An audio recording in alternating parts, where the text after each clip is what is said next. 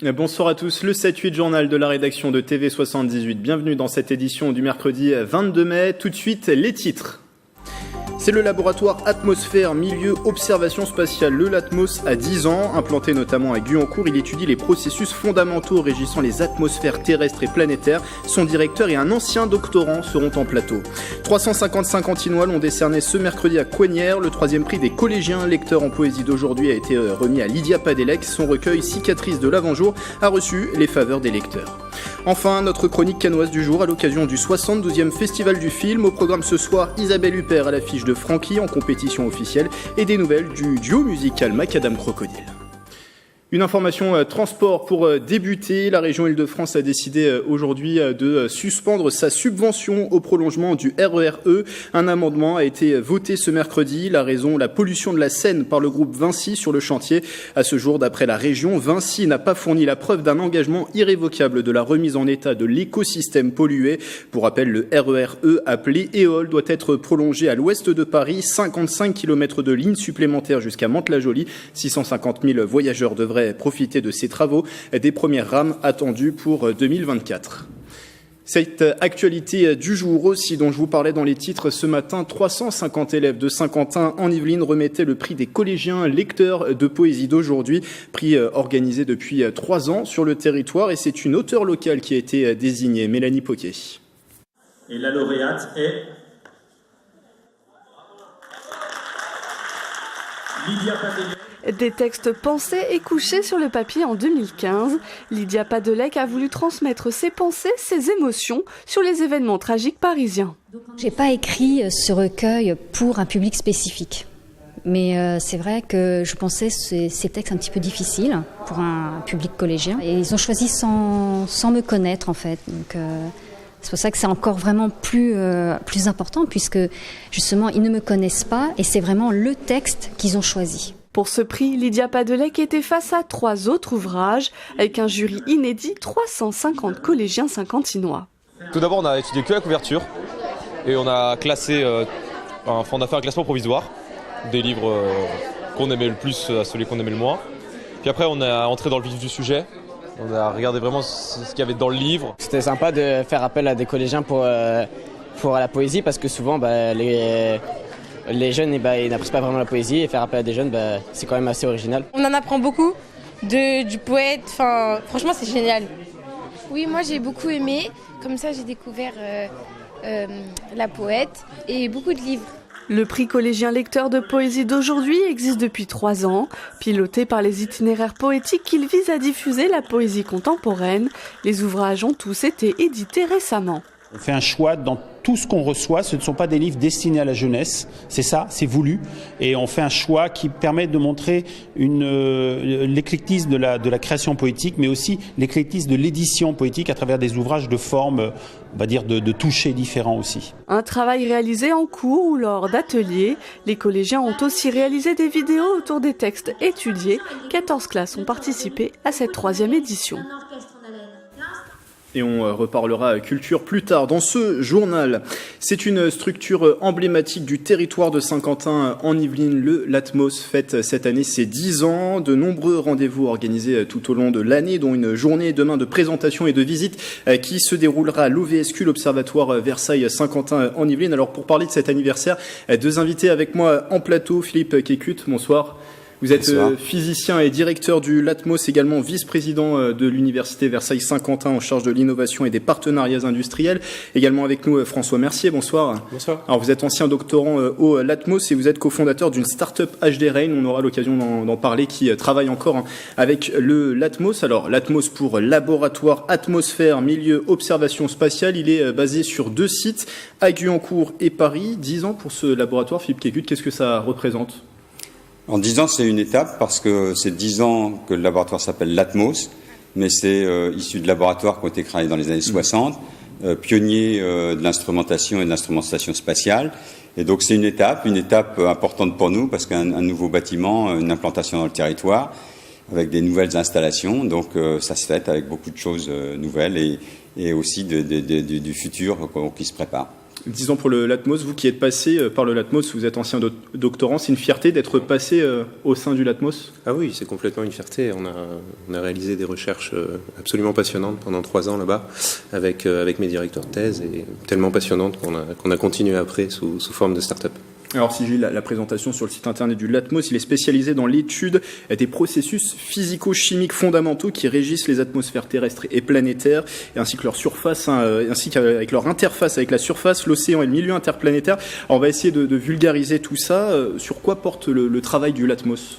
Alors en fait, c'est vrai que c'est une phrase un peu compliquée, mais c'est en fait pour dire qu'on étudie l'atmosphère au sens large, c'est-à-dire aussi bien ce qui va se passer au niveau de la surface qu'à très haute altitude, voir l'impact du Soleil sur notre atmosphère.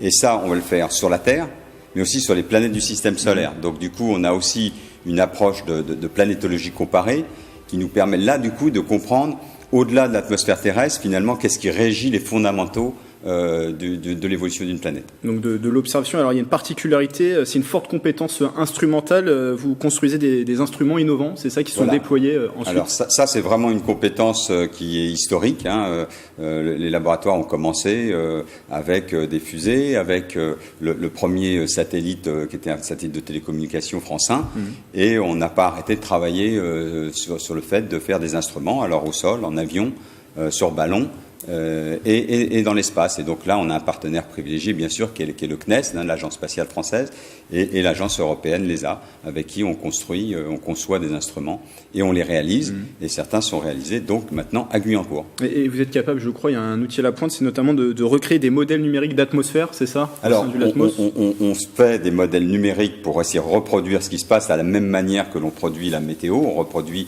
finalement ce qui se passe sur la planète Mars ou Vénus. Mais peut-être encore plus proche de la science-fiction pour les gens, c'est qu'on reproduit chez nous, de manière réelle dans des enceintes, les atmosphères. Et on essaie de comprendre quels sont les processus qui sont en jeu. Mission d'observation, il y a aussi une participation à de nombreuses missions spatiales. On a forcément en tête Rosetta, beaucoup de travail accompli, beaucoup de missions sur lesquelles vous avez participé. Oui, alors là, l'anniversaire finalement vient saluer des recherches depuis longtemps, parce qu'une mission spatiale, ça prend du temps. Mais on a le satellite de l'ESA Aeolus qui mesure le vent à partir d'un laser, qui est un concept développé par le laboratoire. On a la mission avec les Chinois CFOSAT de mesure de la hauteur des vagues avec des radars développés, concept complètement développé dans le laboratoire. On a la mission IASI pour la qualité de l'air qui a été aussi complètement les processus de traitement de données ont été développés au laboratoire. Et enfin, l'instrument Phébus à bord de la mission Bepi Colombo qui part pour Mercure. Et tout ça les derniers 6 mois. Donc beaucoup de choses qui finalement se concrétisent là en cette fin 2018 et donc qui nous permettent d'aborder 2019 de manière très très contente. François Mercier, par exemple, sur quel projet vous avez pu travailler, vous, au sein du Latmos? Alors moi, la chose sur laquelle j'avais travaillé en thèse et qui ensuite est devenue l'entreprise, c'est une nouvelle façon de mesurer la pluie. C'est une façon originale, on utilise les ondes qui viennent des satellites de télévision. Le principe général, c'est que ces signaux qui arrivent tous les jours des satellites sont atténués, affaiblis par les gouttes de pluie qu'ils rencontrent quand ils traversent l'atmosphère. Donc nous, on vient mesurer derrière des paraboles commerciales de télé la puissance qui arrive du satellite. Quand il pleut, il y a une perte de puissance, et en mesurant cette perte de puissance, on arrive à déduire la pluie. Et forcément, la création de votre start-up HD Rain, on imagine que c'est lié sur ce travail? Exactement, c'était la suite, la poursuite directe de ce travail. On avait bien avancé en thèse sur la compréhension des phénomènes, on était capable de faire des produits quasiment opérationnels, et il y avait tout pour faire une start-up. Le gros intérêt de cette mesure, c'est qu'elle est pas chère, en fait, comparée aux autres moyens qu'on utilise d'habitude pour mesurer la pluie, les radars, et donc elle est très utile et très prometteuse pour les pays en développement en particulier, qui n'ont rien actuellement pour mesurer la pluie, pour anticiper les inondations éclair, ce genre de choses. Et ça va être une technologie très importante dans les années à venir. Et aujourd'hui, vous collaborez encore avec le Latmos? Voilà, alors aujourd'hui, on continue à collaborer, donc il nous héberge depuis 1 an. On continue à avoir des discussions scientifiques très régulières avec mes directeurs de thèse, qui continuent à bosser à travailler sur des algorithmes à la pointe pour faire ces traitements-là. Et oui, c'est très précieux d'avoir cette collaboration et d'être adossé comme ça à un laboratoire pour rester à la pointe. Des collaborations avec des startups, collaborations aussi au niveau national, international, ça c'est aussi un axe important pour le Latmos? Les collaborations dans la recherche, c'est fondamental. Alors, ce qui est un peu nouveau, c'est que le milieu académique avait tendance à collaborer avec des laboratoires. Alors, des laboratoires au niveau national et international. Ça fait très longtemps qu'on travaille au niveau international. Ce qui est un peu nouveau, c'est le partenariat avec le privé. On en est au début et nous, on expérimente cela, hein, bon, avec des startups qui sortent finalement de chez nous, mais aussi avec des entreprises qui veulent travailler avec nous. Et on trouve un terrain d'entente tout à fait intéressant.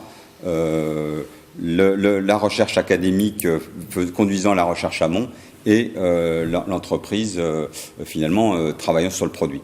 Et là, il y a vraiment une marge de progression et de trouver des manières optimum de travailler qui sont vraiment à défricher et qu'on a commencé largement à défricher. C'est la thématique de la journée de demain. On a donc 60 partenaires qui viennent nous revoir, donc des partenaires avec qui on travaille depuis longtemps, des partenaires qui sont issus un petit peu de nos rangs et des nouveaux. Et on espère qu'effectivement qu'on va faire attraper le virus à tout le monde, de vouloir travailler avec le Latmos et de trouver une manière comme ça gagnante-gagnante de travailler public-privé. Un mot très rapide, parce qu'on arrive à la fin de cet entretien, on aura l'occasion d'en reparler. Là, il y a un projet futur pour le Latmos, il y a un travail qui est fait sur un nanosatellite dont le lancement est prévu fin 2020-2021, c'est ça? Oui, alors ça, effectivement, les nanosatellites, c'est le résultat de la miniaturisation des techniques.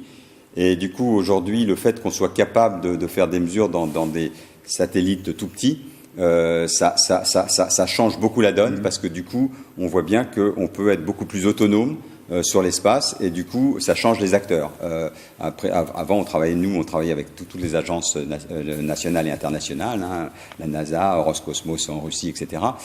Aujourd'hui, ça va changer un petit peu avec les GAFA qui vont prendre une part importante dans ce jeu-là. Et nous, on prépare l'avenir en ayant nous-mêmes notre propre expertise sur le fait de pouvoir lancer nous-mêmes des nanosatellites. Et c'est promis, on aura l'occasion d'en reparler sur ce plateau. Merci Philippe Kécut et merci à vous François Mercier pour ces 10 ans du Latmos. C'est une journée qui est organisée demain sur le site de l'OVSQ à Guyancourt. 46 associations yvelinoises appellent ce samedi 25 mai à marcher pour le climat par rapport à l'ère pré-industrielle. Le climat de notre planète s'est réchauffé de plus de 1 degré. Le niveau des océans pourrait monter de 2 mètres d'ici 2100 si rien n'est fait sur le sujet. Alors l'objectif de cette première marche organisée à Saint-Quentin-en-Yvelines est d'alerter les pouvoirs locaux sur cette urgence climatique. Le départ est fixé à 10h30 devant la gare de Montigny-le-Bretonneux et les propos sont recueillis par Marilène Yapichino. Nous aurons un itinéraire de 2 km de marche calme, paisible, familiale, qui aura pour but d'inciter les gens à nous suivre dans cette initiative pour le climat, contre le réchauffement climatique et pour les initiatives locales, justement pour essayer d'agir efficacement contre le réchauffement climatique. Et le climat qui sera au cœur de l'émission 7-8 débat de ce soir, c'est à retrouver après ce journal sur TV78. Les acteurs de l'immobilier d'entreprise présents mardi soir à Elancourt à la Commanderie, une réunion pour dresser le bilan et surtout évoquer l'avenir de l'agglomération de Saint-Quentin en Yvelines dans ce domaine. Le reportage de Wilfried Richy et Patrick Jacques de Dixmude. 222 500 m² de mouvement d'entreprise sur Saint-Quentin-en-Yvelines pour 2018, une année record, et les perspectives pour cette année et les suivantes sont plutôt encourageantes. La performance de Saint-Quentin-en-Yvelines, c'est justement d'avoir une représentation de pratiquement toutes les filières d'excellence, que ce soit l'aéronautique, défense, sécurité, l'automobile, smart city, banque, assurance, finance. Si on a une filière qui ne fonctionne pas très bien, on a quand même toutes les autres filières avec tous les bureaux d'études qui vont bien, qui suivent ces filières. Le rendez-vous des acteurs de l'immobilier qui se tenait à Elancourt cette semaine a notamment été l'occasion d'évoquer des secteurs à enjeu, dont le pôle high-tech sur le secteur d'Elancourt, Plaisir, les Clés-sous-Bois et Trappes. Nous avons des entreprises de très haute valeur ajoutée ici. On a été encore classé sur le top 10 des entreprises qui créent le plus de brevets. Il y en a 5 sur les 10 dans le top 10 qui sont à Saint-Quentin. Autre projet présenté, l'Aster. Dans le quartier du Pas-du-Lac, le promoteur Réalité va réaliser dès le mois d'octobre 3 bâtiments. Ce sera sa première réalisation dans l'agglomération. On est en train de préparer un très beau projet, très innovant, à la fois dans sa forme et sa conception architecturale, et puis dans la maîtrise des usages qu'on essaye de mettre en place. L'immobilier d'entreprise sur Saint-Quentin en Yvelines représente plus de 4,5 millions de mètres carrés sur l'ensemble des 12 communes, avec des typologies très différentes de la TPE au grand groupe. Et vous avez sûrement reconnu sur ce sujet la voix d'Aurélie Ronze. Parenthèse politique dans ce journal avec nos questions aux candidats aux européennes. Le scrutin est programmé ce dimanche. Ce soir, c'est Jean-Pierre Mercier qui se prête à l'exercice.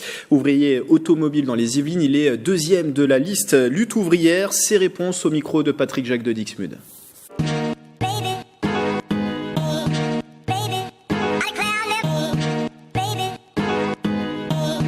On appelle les travailleurs, les chômeurs, les retraités du monde du travail à voter pour la liste lutte ouvrière pour faire entendre le camp des travailleurs face à la grande bourgeoisie, face au grand capital.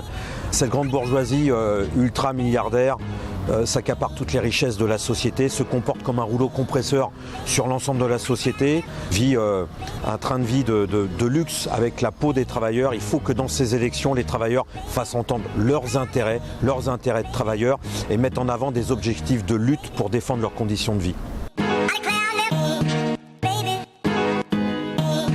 L'Europe ne peut pas protéger les travailleurs. L'Europe, elle protège les capitalistes, elle protège les milliardaires, elle protège les riches. Les seuls qui pourront protéger les travailleurs, c'est les travailleurs eux-mêmes, par leur lutte, par leur mobilisation, par la force sociale qu'ils représentent quand ils se mettent en bagarre, quand ils se mettent en grève. On milite pour que les travailleurs prennent en main leur destin et défendent leurs intérêts par la lutte. Le changement ne viendra que par le bas, jamais par le haut. C'est un faux débat, c'est même plus qu'un faux débat, c'est un piège qui est tendu à la fois par ceux de Macron qui pensent que l'Europe est fraternelle et solidaire, ça c'est un mensonge, tout comme les Le Pen ou les Mélenchon qui sont anti-européens. Les travailleurs doivent se faire entendre en tant que travailleurs. Si la France devait quitter l'Europe, c'est les travailleurs qui devraient payer la note. Si la France doit rester en Europe, c'est les travailleurs qui payent la note. Nous, on veut que ça soit les milliardaires, on veut que ça soit la grande bourgeoisie qui paye la note. On en a marre, nous, les travailleurs, les chômeurs, les retraités, de payer pour les riches.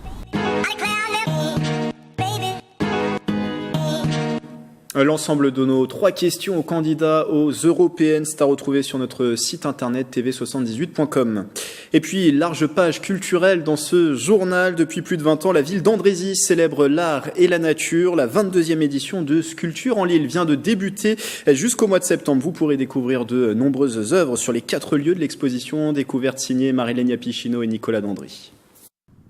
Artistes nationaux et internationaux se retrouvent à Andrézy depuis 22 ans. Ils célèbrent la nature à travers leurs œuvres originales. Chaque année, nous essayons d'amener de nouveaux artistes, de nouvelles visions, de nouvelles perspectives, mais en même temps, on est toujours dans cette continuité de célébrer ce rapport à la nature. La maison du Moussel se voit reliée au Sophora japonais voisin. À eux deux, ils forment une seule et même œuvre dans laquelle s'expriment les souvenirs des habitants. Les arbres engrangent la mémoire du monde. Il a gardé dans sa mémoire tous les souvenirs de larmes de joie et de larmes de chagrin des habitants d'Andrézy.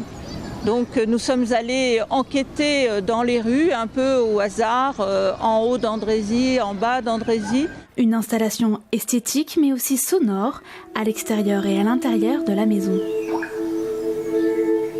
Ils ont créé ces perles avec ces mots d'andrésiens. Je trouve que c'est vraiment plein d'émotions. Moi, j'ai été vraiment scotché, je le reconnais, par cette œuvre. Plus loin, les sculptures d'une artiste suisse laissent le soleil les mettre en mouvement. Et j'essaie de transmettre, en plus de la nature, aussi un certain optimisme, parce que les couleurs pures, c'est quand même, ça donne de la force dynamique. Un optimisme transmis au maire d'Andrézy qui inaugurait sa dernière édition. Il espère que son successeur fera perdurer cette poésie encore longtemps. Allez, c'est l'heure de notre escapade cannoise dans ce journal.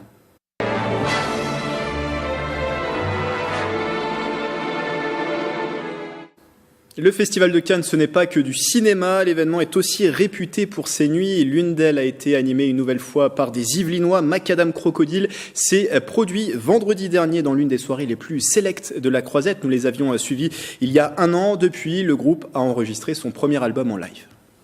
C'est la réunion de deux amis. Vincent et Xavier ont fréquenté le même lycée dans leur jeunesse à la Selle Saint-Cloud. Après des carrières respectives dans la musique, les Yvelinois se retrouvent et fondent Macadam Crocodile.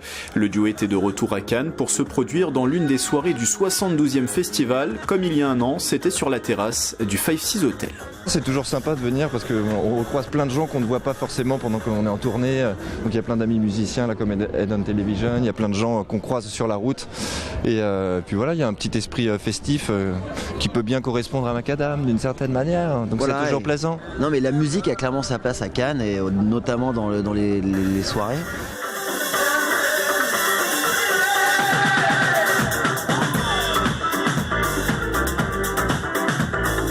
Macadam Crocodile, c'est un style basé sur des prestations en live, mêlant chant, sample et instruments, le tout au rythme de l'électro, du new disco et de l'afro-funk. Cette année, le groupe a franchi une étape dans son projet. Un album a été enregistré en avril dans un club parisien.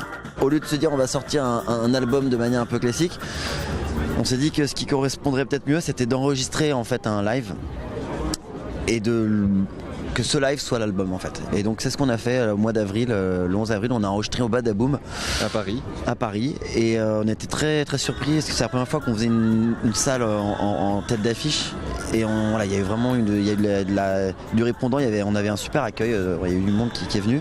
Cet album en live devrait sortir d'ici la fin de l'année ou début 2020. Comme chaque soir, jusqu'à demain, Hugo Casadamon de Radio Sensation depuis Cannes pour continuer de nous faire vivre ce festival. On le retrouve tout de suite. Une Yvelinoise à l'honneur lors de ce 72e Festival de Cannes, c'est Isabelle Huppert qui joue dans le film Frankie d'Ira Sachs proposé en compétition. Un film grâce auquel le réalisateur prétend gagner et remporter la Palme d'Or ici. Alors je vous le rappelle, Isabelle Huppert a commencé dans les Yvelines sa carrière théâtrale à Versailles.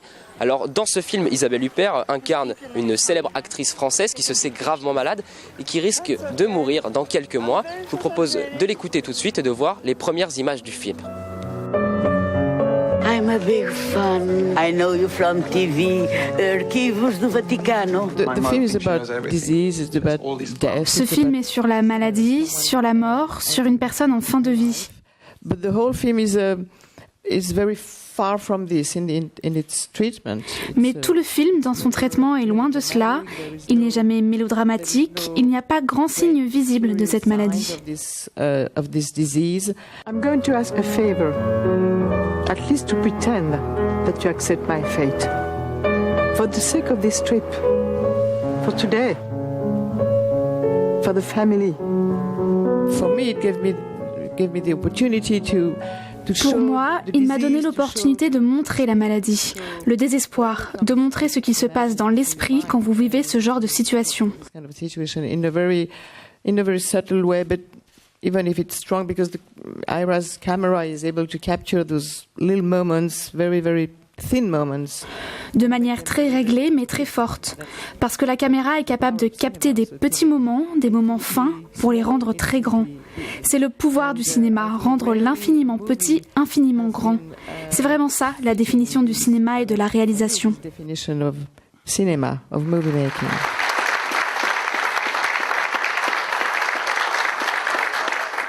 Enfin, le zoom du jour sur un film financé par la région Île-de-France. Portrait de la jeune fille en feu est en compétition dans la sélection officielle du Festival de Cannes. Il est réalisé par Céline Sciamma. L'intrigue prend racine dans le XVIIIe siècle français. Et 1770, Marianne, une peintre, doit réaliser le portrait de mariage d'Héloïse. Cette jeune femme qui vient de quitter le couvent résiste à son destin d'épouse en refusant de poser. Marianne va être alors introduite comme femme de compagnie pour la peindre en secret. Je vais aller à la messe. Vous voulez communier? Je veux entendre de la musique. L'orgue, c'est beau, mais c'est la musique des morts. C'est la seule que je connaisse. Vous n'avez jamais entendu un orchestre?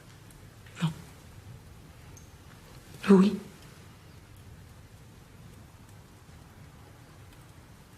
Racontez-moi.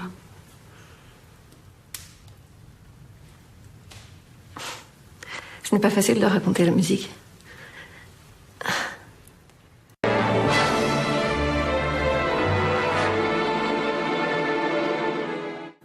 Avant de refermer ce journal, la librairie du Pavé du Canal a fait plaisir aux enfants. Le week-end dernier, le commerce de Montigny-le-Bretonneux a invité en exclusivité l'un des héros de leur livre jeunesse, Choupi. On part à sa rencontre avec Marie-Lénia Pichino et Nicolas Dandry. Au pays de Choupi, on rigole bien. C'est avec des étoiles plein les yeux que les petits Saint-Quentinois ont répondu à l'invitation de leur personnage préféré, Choupi. Pour les 30 ans de la librairie Le Pavé du Canal, il est venu rencontrer ses jeunes lecteurs impressionnés. Merci Choupi. Pourquoi t'aimes bien Choupi? J'aime bien Choupi.